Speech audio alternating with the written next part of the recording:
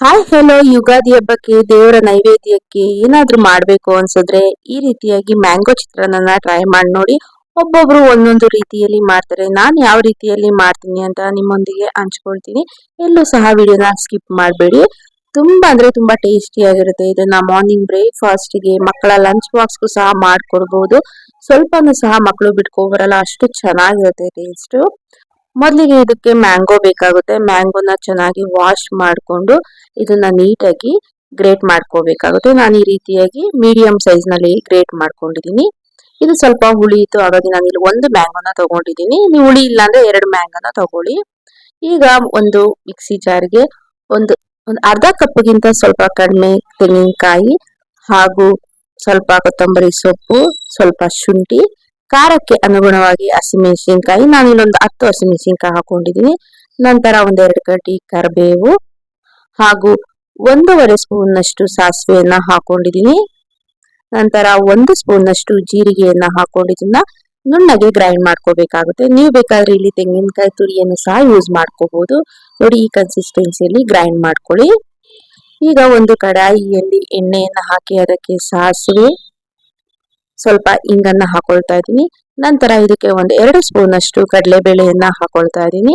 ಇದು ಚೆನ್ನಾಗಿ ಫ್ರೈ ಆಗಿ ಕಲರ್ ಚೇಂಜ್ ಆದ್ಮೇಲೆ ಇದಕ್ಕೆ ಕಡಲೆ ಬೀಜನ ಹಾಕೊಳ್ತಾ ಇದ್ದೀನಿ. ನಿಮ್ಗೆ ಎಷ್ಟು ಇಷ್ಟನೋ ಅಷ್ಟು ಕಡಲೆ ಬೀಜ ಹಾಕೊಳ್ಳಿ. ನನಗೆ ತುಂಬಾ ಇಷ್ಟ ಕಡಲೆ ಬೀಜ, ಹಾಗಾಗಿ ಒಂದು 4 ಸ್ಪೂನ್ ಕಡಲೆ ಬೀಜನ ಹಾಕೊಂಡಿದ್ದೀನಿ. ನಂತರ ಇದಕ್ಕೆ ಒಂದು 2 ಕಡ್ಡಿ ಕರಿಬೇವನ್ನ ಹಾಕೊಂಡು ಚೆನ್ನಾಗಿ ಫ್ರೈ ಮಾಡಿಕೊಂಡು ಈಗಾಗಲೇ ಗ್ರೈಂಡ್ ಮಾಡಿಟ್ಕೊಂಡಿರುವಂತಹ ಮಿಶ್ರಣ ಏನಿರುತ್ತಲ್ಲ ಅದನ್ನ ಇದ್ರೊಟ್ಟಿಗೆ ಹಾಕಿ ಚೆನ್ನಾಗಿ ಫ್ರೈ ಮಾಡ್ಕೋಬೇಕಾಗುತ್ತೆ.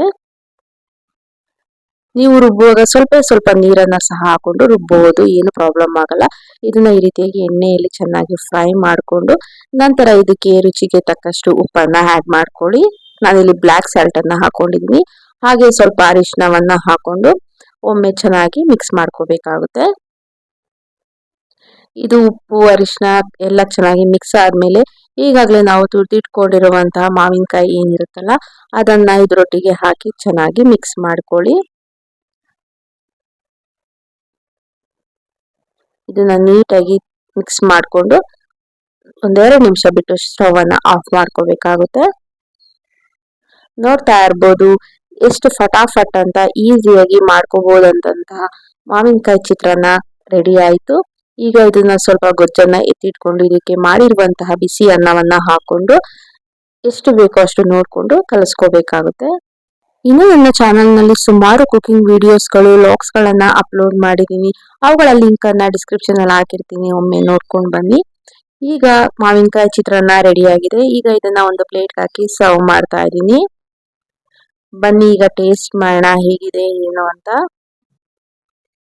ತುಂಬಾ ಅಂದ್ರೆ ತುಂಬಾನೇ ಚೆನ್ನಾಗಿತ್ತು ಮಾವಿನಕಾಯಿ ಚಿತ್ರಾನ್ನ. ನೀವು ಸಹ ನಾನು ತೋರಿಸಿರುವಂತಹ ರೀತಿಯಲ್ಲಿ ಒಮ್ಮೆ ಟ್ರೈ ಮಾಡಿ ನೋಡಿ, ತುಂಬಾನೇ ಇಷ್ಟ ಪಡ್ತೀರಾ. ಹಾಗೆ ಮನೆ ಮಂದಿ ಎಲ್ಲ ಇಷ್ಟಪಟ್ಟು ತಿಂತಾರೆ. ಈ ರೆಸಿಪಿ ಇಷ್ಟ ಆಗಿದೆ ಅಂತ ಅನ್ಕೊಂತೀನಿ. ಇಷ್ಟ ಆಗಿದ್ರೆ ನೀವು ಸಹ ಈ ವಿಡಿಯೋನ ಟ್ರೈ ಮಾಡಿ ಹೇಗ್ ಬಂತು ಅಂತ ನನಗೆ ಕಮೆಂಟ್ ಮೂಲಕ ತಿಳಿಸಿ. ಹೀಗೆ ನನ್ನ ಚಾನೆಲ್ ನಲ್ಲಿರುವಂತಹ ಎಲ್ಲಾ ವಿಡಿಯೋಗಳನ್ನ ಸ್ಕಿಪ್ ಮಾಡದೆ ನೋಡಿ ನಮ್ಗೆ ಸಪೋರ್ಟ್ ಮಾಡಿ. ಮತ್ತೆ ಇದಲ್ಲದೆ ವೆರೈಟಿ ಆದಂತಹ ಹೋಳಿಗೆ ರೆಸಿಪೀಸ್ ಗಳನ್ನ ಸಹ ಅಪ್ಲೋಡ್ ಮಾಡಿದ್ದೀನಿ, ಅವುಗಳನ್ನು ನೋಡಿ ಟ್ರೈ ಮಾಡಿ. ಹೀಗೆ ಸಪೋರ್ಟ್ ಮಾಡಿ. Thank you so much and bye.